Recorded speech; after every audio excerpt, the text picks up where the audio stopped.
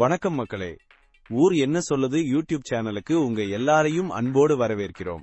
ஒரு படம் ரிலீஸ் ஆனா போதும், நம்ம மக்கள் அதுக்கு ஒரு தீர்ப்பு எழுதிடணும்னு கங்கணம் கட்டிக்கிட்டு இருக்காங்க. அப்படிதான் இப்போ லோகா படத்துக்கும் ஆளுக்கு ஒரு அண்டா கதை சொல்லிட்டு இருக்காங்க. என்ன சொல்றாங்கன்னு பார்க்கலாமா? முதல்ல படத்தை பத்தி சொல்லப்பட்ட கெட்ட விஷயங்களை பார்க்கலாம். பல பேர் தியேட்டரை விட்டு வெளியே வரும்போது கண்ணு கலங்கி வந்திருக்காங்க. ஏண்டா வந்தோன்னு புலம்புனவங்க தான் அதிகம். கதை ஒண்ணுமே புரியலைங்க, இது ஒரு படமா இல்ல ஒரு தத்துவ வகுப்பான்னு தெரியலைன்னு ஒரு பெரியவர் விரக்தியா சொன்னார்.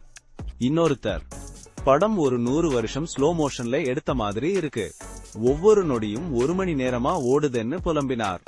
தூக்கம் மருந்து தேவையில்லை, படத்தை ஒருமுறை பார்த்தா போதும், 10 நாள் தூங்கிடலாம்னு சில பேர் சொன்னாங்க. டைரக்டர் எதை சொல்ல வந்தாரு, நாங்க எதை புரிஞ்சுக்கிட்டோம்னு எங்களுக்கே தெரியல.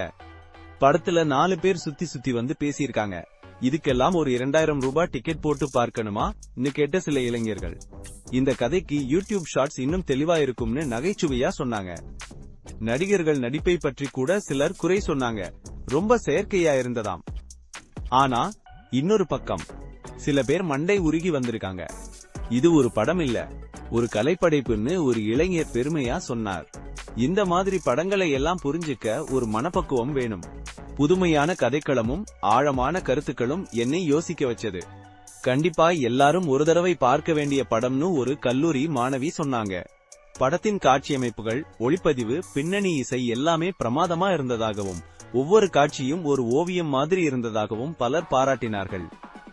இது ஒரு தைரியமான முயற்சி. எல்லா ஜனரஞ்சக படங்களுக்கு நடுவுல இப்படி ஒரு படைப்பு வந்திருக்கிறது பெரிய விஷயம்னு விமர்சகர்கள் சிலர் சொன்னாங்க. முக்கியமா சில காட்சிகளில் நடிகர்களின் உணர்வு பூர்வமான நடிப்பு அற்புதமா இருந்ததாம். இது எல்லாரையும் சென்றடையாது, ஆனா சிலருக்கு இது ஒரு அனுபவமா இருக்கும்னு சொன்னாங்க.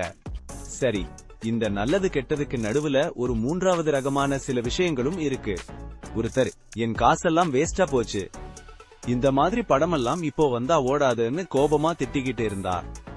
இன்னொருத்தர், டைரக்டர் மண்டைக்குள்ள என்ன ஓடுச்சுன்னு அவருக்கே தெரியலன்னு நினைக்கிறேன்னு கிண்டல் பண்ணார்.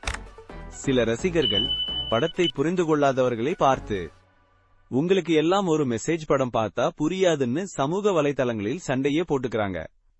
இது படம் இல்ல, ஒரு டெஸ்ட், நம்ம பொறுமையையும் புரிதல் திறனையும் அளக்கிற டெஸ்ட்ன்னு சிலர் சொன்னாங்க.